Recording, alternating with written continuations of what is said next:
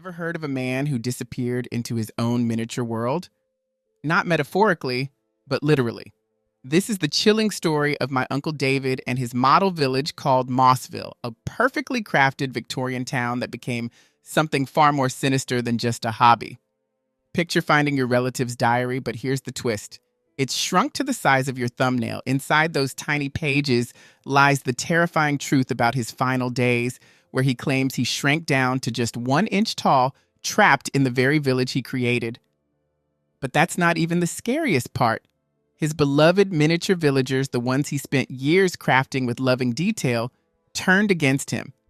Led by a mysterious figure of death that appeared out of nowhere, these tiny figures hunted him down in his own creation. The last words in his diary end mid-sentence, leaving us to wonder about his fate. Was it madness, magic, or something darker? The police never found his body, and Mossville held its secrets until the very end. This story will make you question reality and maybe think twice about the seemingly innocent hobbies that can consume us. If this tale of obsession and unexplained horror intrigues you, stick around for the full story. Trust me, what happened to Uncle David will stay with you long after this video ends. Hit that like button if you're ready to dive into this mystery, subscribe for more true horror stories, and share it with someone who loves a good supernatural tale. Let's unravel this together. Let me tell you about my Uncle David. He wasn't your typical uncle. He was what most people would call eccentric, but not in a bad way. He was one of those rare souls who found more comfort in solitude than in crowds.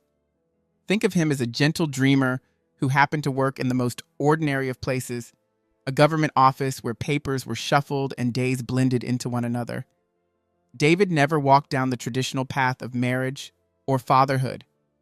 Instead, he lived alone, finding joy in his peculiar interests that often grew into full-blown passions.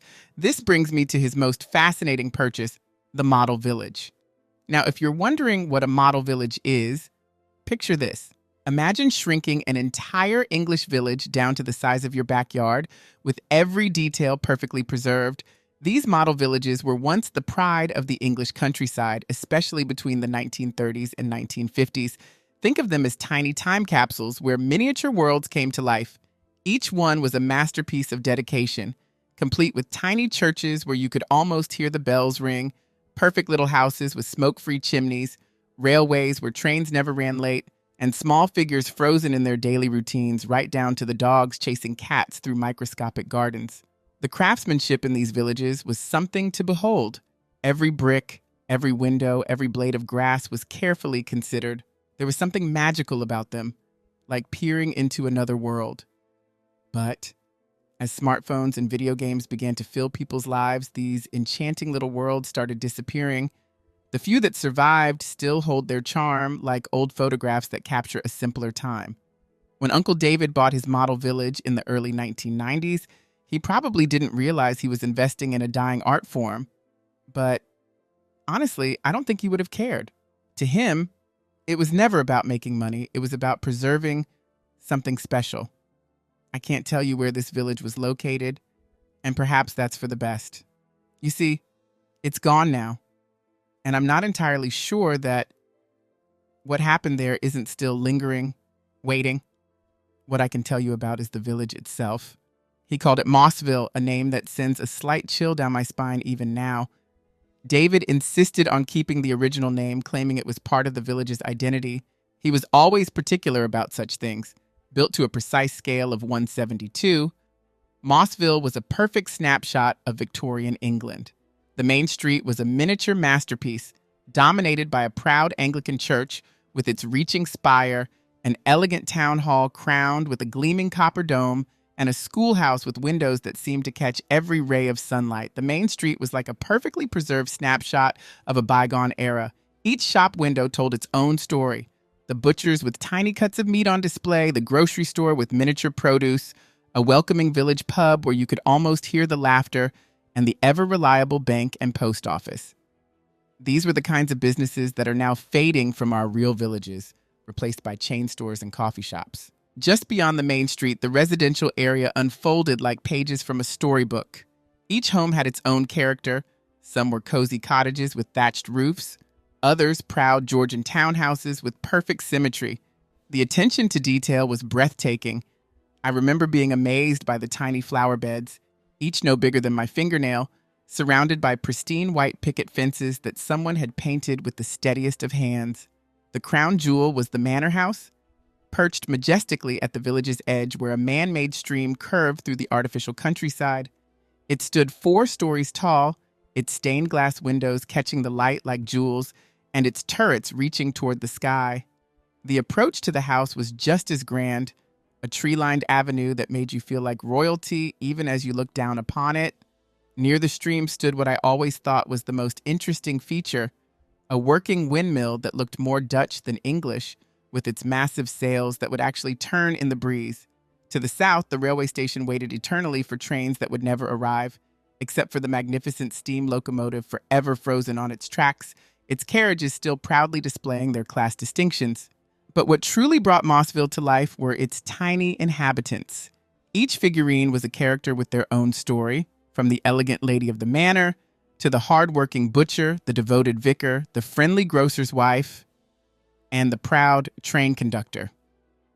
They all seemed so content in their perfect little world, forever caught in moments of their daily lives. Mossville was meant to be a sanctuary of peace, a perfect little world where nothing could go wrong. At least, that's what we thought back then. I spent countless hours there as a child, my sister and I visiting regularly before our parents' divorce changed everything.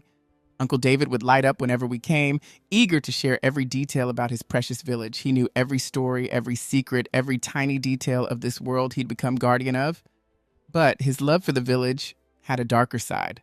I'll never forget the day we accidentally knocked a few tiles off the church roof while playing. David's rage was shocking. His face turned red, his hands shook, and his voice became something I'd never heard before. Back then, we thought he was just being unreasonable. How could we understand that this village was more than just a hobby to him? It was his whole world. Looking back now, I can see the signs that something wasn't quite right with Uncle David. But when you're young, you don't notice these things. And when you're a teenager, you stop caring. Like many adolescents, I decided that spending time at a model village was beneath me. If only I'd known then what I know now, maybe things would have turned out differently. Time wasn't kind to Uncle David. After taking early retirement, he retreated deeper into his miniature world. At first, he tried to share Mossville's magic with others, opening it to visitors on weekends and holidays for a modest fee. But watching strangers walk through his perfect little world seemed to pain him more and more. Eventually, he couldn't bear it anymore and closed the gates to everyone, making Mossville his personal sanctuary. The years that followed were like watching someone slowly fade away. David withdrew from everyone, family, friends, the whole world outside his village borders. My mother, ever the devoted sister, would still make the journey to check on him, though her visits were met with cold shoulders and vacant stares. She'd return home with worry lines etched deeper into her face each time. What drives a man to lock himself away from the world, finding solace only in a miniature village? Sometimes I wonder if there was some hidden heartbreak we never knew about, some wound that never healed. Or maybe the real world just became too loud, too fast, too much for his sensitive soul to handle. The truth died with him, I suppose. The summer of 2001 changed everything. 2 weeks without contact wasn't unusual for David, but something felt different this time. The unanswered calls seemed to echo with an unsettling emptiness. When my mother finally used her spare key to check his cottage, the silence inside screamed louder than any noise could have. David was gone. Mom tried to stay calm at first. After all, even hermits need to leave home sometimes, right? But when she drove to Mossville, her heart nearly stopped. The workshop, David's sacred space, stood empty. And the village, oh, the village. It looked like a war zone in miniature. Tiny buildings lay broken, their carefully crafted details smashed beyond repair. The little villagers, those characters David had named and given stories to, lay scattered across the ground like fallen soldiers. For anyone else, this might have just looked like vandalism, but Mom knew better. Mossville wasn't just David's hobby, it was his world, his escape, his everything. Seeing it destroyed was like finding a suicide note written in broken buildings and shattered dreams. The police were frustratingly unhelpful, hiding behind their 72-hour waiting period for missing persons reports. Even after they finally took the report, it felt like they were just going through the motions. When they stopped returning Mom's calls, she took matters into her own hands. She plastered the countryside with missing posters, got the local papers to run stories, and even created a website. Quite a feat in those pre-Facebook days. But the internet's reach was limited back then, and her digital calls for help echoed into an empty void. The search for David consumed my mother like a slow-burning fire. Every dead end, every unanswered call seemed to age her a little more. No matter how many times we told her it wasn't her fault, that David had made his own choices, she carried the weight of his disappearance like a stone in her heart. "He was my little brother," she'd say, her voice catching. "I should have protected him." I never shared her hope that he'd return. The truth I kept locked away was darker. I believed my uncle, troubled as he was, had sought out some lonely place for his final moments. Perhaps the sea had taken him, erasing all traces like footprints on a beach. It was a thought shared in silent glances among family members, but never spoken aloud. How could we tell Mom when she still jumped at every phone call, hoping it might be him? 7 years passed like a slow-motion nightmare before the law declared him dead. That official letter, so cold and formal, shattered something in my mother. She carried on, of course, still attended family gatherings, still played with her grandchildren, still smiled. But her smiles never quite reached her eyes anymore. It was like watching someone perform in a play about their own life. The discovery of David's will surprised us all. He'd left everything to my sister and me, including Mossville, his precious miniature world that had somehow survived all these years. My sister had just welcomed a new baby, her hands full with midnight feedings and endless diaper changes. And Mom, well, even mentioning Mossville made her hands tremble. That left me to handle everything. Our plan was simple enough: sell everything and split the proceeds. David's cottage, despite years of neglect, had good bones. With some fresh paint and modern touches, it could become someone's dream home. The housing market was booming, and location alone would attract buyers. But Mossville, that was the real challenge. Who buys a broken model village these days? These miniature worlds belonged to a different era when people were content with simpler pleasures. The land itself had value, sure. Some developer would probably turn it into modern homes or a shopping complex. The thought made my stomach turn. But what choice did we have? Before listing anything, I needed professional appraisals and to check zoning laws. The drive to Mossville that first time felt like traveling back in time. Every mile brought back memories, summer afternoons watching tiny trains, David's voice explaining each building's history, the magic of seeing a perfect world in miniature. But under those sweet memories lurked something darker, something I couldn't quite name. The memory of Uncle David's anger still burned fresh in my mind. How he had exploded with rage when we accidentally damaged the church roof. I could still see my mother's face, marked with deep sadness after he vanished. Those memories followed me like shadows as I approached Mossville. What I found there made my heart sink even lower. Mossville, once a perfect miniature world, was now a shadow of its former self. The streets that used to sparkle with tiny details were covered in dirt and debris. The houses that once stood proud were broken and weather-beaten. Even the little figurines that brought life to this magical place lay scattered and broken. Someone had cut through the fence that was supposed to protect the village. The vandals had left their mark everywhere. Spray paint covered the walls, and it seemed like they had taken pleasure in destroying whatever was left. As I stood there, tears rolled down my cheeks. But this wasn't just sadness for a ruined tourist attraction. This was something deeper, darker. I've always been a practical person, someone who doesn't believe in ghosts or spirits. But walking through what remained of Mossville, I felt something I can't quite explain. A heavy darkness seemed to press down on my chest, a sadness so deep it made my knees weak. It felt like the village itself was mourning, as if years of tragedy had soaked into the very ground I walked on. My gut was screaming at me to leave, but I ignored it. I told myself I was being silly, letting my imagination run wild. I had come here to do a job, clear out the site, and that's what I was going to do. But what happened next changed everything I thought I knew about Mossville, about Uncle David, and about reality itself. During my work, I found something that would turn this simple cleanup job into a nightmare. Uncle David's diary. Most of its pages were filled with ordinary daily notes, nothing special. But the last few entries, the ones right before he disappeared, told a story that made my blood run cold. You might wonder why nobody found this diary before, especially since both the police and my mother searched everywhere when Uncle David first vanished. I wish I had a simple answer for you. All I can say is sometimes the most important things hide in plain sight. And so let me share with you what Uncle David wrote on July 9th, 2001, a seemingly normal day that would mark the beginning of something extraordinary. I spent hours getting the police constable's uniform just right. Every button, every fold had to be perfect. The new Undertaker figure is coming along nicely too. He'll make a fine addition to our little community. People don't understand how much work goes into creating these figures. Each brushstroke matters. Each tiny detail brings them to life.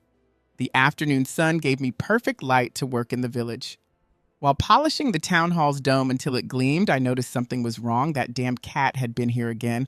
Scratch marks defaced my beautiful church walls, and my villagers, my precious people, lay scattered across the street like discarded toys. The disrespect made my blood boil. I called the council about the cat, but I could hear the dismissal in their voice. They don't understand. Nobody does. Not even my sister, who left another one of her concerned messages today. Why can't they all just leave me in peace with my village, with my people? July 10th, 2001. My hands are still shaking as I write this. What I found this morning, I can barely bring myself to describe it. I drove to Mossville at my usual time, looking forward to another day of peaceful work. Instead, I walked into a nightmare. The main street, my beautiful main street, had been ravaged. But it wasn't just property damage, it was murder. The grocer, who I'd spent weeks perfecting his friendly smile. The milkman, whose uniform I'd carefully painted with the finest brush I owned. The postmistress, whose glasses had taken me 3 attempts to get just right. All of them destroyed, broken, dead. But the church, oh God, the church. Those monsters didn't just damage it, they desecrated it. The steeple, which I'd rebuilt just last spring, snapped in half like a twig. The roof, every shingle hand-painted, crushed into the dirt. My hands were trembling so badly I could barely dial the police. And what did they say? They'd send someone when they could, as if this was just some minor vandalism case. They don't understand that these aren't just models, they're my people, my responsibility, my family, those teenagers, those cruel, thoughtless creatures who did this. They'll need to be taught a lesson. Someone has to protect our little community. Someone has to maintain order. The anger kept boiling inside me as I cleaned up the mess. Kids these days, running wild without any respect or discipline. The police are useless and parents don't seem to care anymore. Everything's falling apart, just like my village. But then I found something that made my blood run cold. There, behind the destroyed church, was a tiny figure I'd never seen before. Now, I know every single one of my villagers by heart. I created them, after all. This one was different, standing just an inch tall like all my figures. But this was something else entirely. I got down on my hands and knees for a closer look, and what I saw sent chills down my spine. It was Death himself, a Grim Reaper in perfect miniature. The black robe seemed to absorb the light around it, flowing down to tiny feet that barely touched the ground. Where a face should have been, there was only darkness under that hood. But what really caught my eye was the scythe, crafted with a real razor blade, sharp enough to draw blood. This was no teenage prank. The craftsmanship was too good, too precise. Someone with real skill had made this figure, someone who knew what they were doing. Another model maker, perhaps? Someone jealous of my work? But why leave such a sinister calling card? I took the figure back to my workshop for a closer look. Under the magnifying glass, the detail was incredible.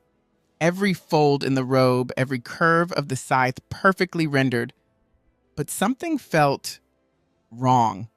The longer I looked at it, the more unsettled I became. Then things got truly bizarre.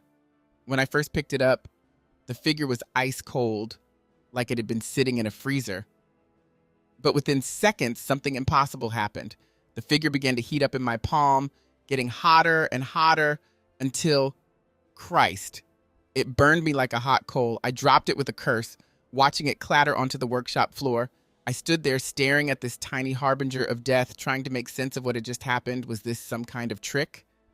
Some new technology I didn't understand? I should have kept it as evidence. I know that now. But in that moment, all I could think about was destroying this thing that had hurt me, this invasion into my perfect world. Using a pair of pliers, I picked up the still-burning figure and threw it into my furnace. I watched with grim satisfaction as the flames consumed it, but even as it burned, I could have sworn I saw that empty hood turn to face me. I never meant to fall asleep, but exhaustion won out. When I opened my eyes, something was terribly wrong. The grass around me, it wasn't normal anymore. Each blade stood as tall as I was. I stared at my feet, now sinking into mud that looked like a vast brown ocean. This couldn't be real. It had to be a dream. I pushed forward through the forest of grass, desperate to find something that made sense. Then I saw it, a dandelion the size of a tree. My heart nearly stopped, but nature wasn't done shocking me yet. The ground in front of me began to move, bulging upward like something from a horror movie. I stumbled backward as a massive, glistening form pushed through the soil. It was pink, segmented, and absolutely massive. An earthworm. Just a common earthworm. But now it was as long as I was tall, its body thicker than my leg. I stood frozen, watching this impossible creature writhe its way toward me. The rational part of my mind shut down completely. This couldn't be happening. It simply couldn't. But then something even more terrifying happened. A shadow fell over me, so huge it turned day to night. An ear-splitting screech filled the air, making me cover my ears in pain. I looked up just in time to see an enormous creature diving down from the sky. Its talons flashed like knives as it snatched up the giant worm. As it rose back into the air, I recognized the familiar pattern of feathers. It was just a sparrow the size of a car. My mind broke. All logic, all reason shattered like glass. I ran until my lungs burned, pushing through grass stems like tree trunks, ducking under flowers that could have been umbrellas. Finally, I burst out onto something solid. Concrete. That's when I saw it. There stood Mossville, my beloved village. But it wasn't small anymore. The town hall loomed over me like a skyscraper, its dome lost in the morning mist. The broken church stood before me, its ruined walls now truly the size of a real church. And the villagers, my precious little people, they were now life-sized. As I stood there, my exhausted mind finally grasped the impossible truth. I hadn't become tiny. The world hadn't grown. My village had become real. Or perhaps I had become a part of it. The truth hit me like a punch to the gut. I hadn't made Mossville bigger. I'd gotten smaller. 1 inch tall, to be exact, the same size as my villagers. My diary, somehow shrunk with me, was the only thing I had left from my normal life. The irony wasn't lost on me. I was now trapped in the very world I'd created. I walked down Main Street in a daze, seeing my handiwork from an entirely new perspective. Every cobblestone I'd carefully placed, every window I'd painstakingly painted, it was all life-size to me now. Part of me, the model maker in me, was amazed. This was every miniaturist's dream, wasn't it? To walk through their creation? But that childlike wonder didn't last long. A sound froze me in place, a hiss that shook the air itself. I knew that sound, but now it was as loud as a freight train. When I looked up, my heart stopped. The stray black cat, that same nuisance that had been terrorizing my village, was now a monster the size of a building. Its green eyes locked onto me like searchlights, and I could see the hunger in them. To the cat, I was just another mouse to play with. The beast tensed, its ears flattening against its head. I'd seen that look before, right before it pounced on birds. But now, I was the prey. It charged, each paw strike making the ground shake like an earthquake. Its shadow fell over me as it ran, turning day to night. I'd never run so fast in my life, my legs burning as I sprinted toward the town hall. I dove through the doorway just as a massive paw swiped at me. The building, my building, had become my fortress. The cat couldn't fit through the door, thank God, but that didn't stop it from trying. It shoved its paw inside, and I watched in horror as claws the size of swords scraped against the floor, trying to reach me. I pressed myself against the far wall, my heart threatening to burst from my chest. The cat's face filled the doorway, its fangs longer than my arm. Its hot breath washed over me, smelling of death and meat. I'd never felt so small, so helpless, but the walls I'd built held strong. After a few more attempts, the beast settled down right in front of the town hall, its tail twitching with anticipation. Those green eyes never left the doorway. It was waiting me out like this was personal, like it knew exactly who I was and what I'd become. I'm still trapped in the town hall, my stomach growling and my throat burning with thirst. No food, no water, no hope of rescue. Just me and this diary, waiting for the cat to leave or something worse to happen. Evening, the cat finally left, but not the way I expected. 1 minute it was there, patient as death itself. The next, it let out a terrified screech and ran like the devil himself was chasing it. The ground shook as it fled, each paw step like thunder getting fainter and fainter. My relief quickly turned to dread. What could scare away a predator that size? Another animal, a person? Maybe my sister had come looking for me. I stayed hidden for hours, torn between hope and terror. When I finally gathered enough courage to peek outside, the street was empty. The moonlight cast long shadows between the buildings I'd crafted with such care. My thirst finally won out over my fear. I hadn't had water in almost a day, and the stream was calling to me. I never should have left my shelter. As I walked down the street past the shops I'd painted and the lampposts I'd wired, something felt wrong. Eyes were watching me. I could feel them. But from where? I reached the stream and drank greedily, the water cold and sweet on my parched throat. Then I saw it standing on the manor house hill, its black robe rippling in a wind I couldn't feel. The Grim Reaper. The same figure I'd burned, the same one I'd crushed, but now it was my size. Its empty hood stared down at me, and in that moment, I knew. This thing, whatever it was, had done this to me. Some kind of dark magic had trapped me in my own creation. Pure terror gripped me. I ran back to the town hall, my feet barely touching the ground. Now I'm huddled in the corner, writing by moonlight. I won't leave again until dawn. I can't. Late night, time unknown. Dear God, I hear them outside. My creations, my people, they're coming for me. I'm writing as fast as I can. My hands won't stop shaking. I dozed off for a moment, and when I looked out the window, dear God, they were all there. Every single villager I'd ever created standing in the moonlit street. The craftsmen, the children, even the 5 whose heads I'd found on the railings. A sea of tiny faces I'd painted with such care, now twisted into something horrible. Their smiles had transformed into silent screams, their once friendly eyes now burning with hatred. And there, leading them like some twisted general, stood the Reaper. Its black robe seemed to swallow the moonlight, that razor-sharp scythe gleaming as it pointed straight at me. Then it began. The Reaper lowered its weapon. A signal. My creations, my beloved villagers began to move. Not like people, but like puppets, jerking forward with unnatural movements. The sound of their tiny feet on the concrete was like a drumbeat of doom. They're coming for me. They're at the doors now, pounding. The windows are cracking. There's no way out. To my family, my dear sister, my nephew and niece, I'm so sorry I pushed you away. I love you all. Please forgive me. The writing stops mid-word. My discovery. Finding Uncle David's diary was pure chance. As I cleared out Mossville, I almost missed it.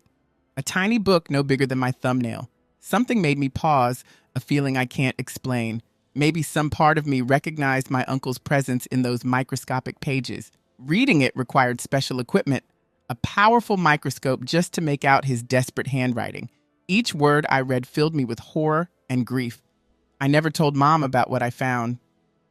She passed away, still wondering what happened to her brother. Maybe that was for the best. We never found his body. Sometimes I wonder if it was carried off by his tiny murderers or if some bird made a meal of him. I try not to think about his final moments in that town hall, surrounded by the very creations he'd poured his heart into. I had Mossville demolished. Watching the bulldozers tear through those miniature streets felt like exorcising a curse. I've never gone back, and I never will. Looking back, I can't help but think, if Uncle David hadn't isolated himself, if he'd stayed connected to his family instead of losing himself in his perfect little world, maybe things would have been different. His obsession became his prison, and ultimately, his tomb. I don't expect anyone to believe this story. Some days I barely believe it myself, but I know this. There are dark forces in this world, powers we can't understand. They found my uncle in his loneliness, in his obsession. So let me leave you with this warning. Watch your obsessions carefully. They start as hobbies, as passions, as dreams. But sometimes, when you're not looking, they grow teeth. The disappearance of my Uncle David and the dark secrets of Mossville continue to haunt me to this day. Some people say he simply lost his mind, that loneliness and obsession drove him to create these wild stories. Others suggest he just walked away, choosing to vanish rather than face the real world. But I know what I found in that tiny diary.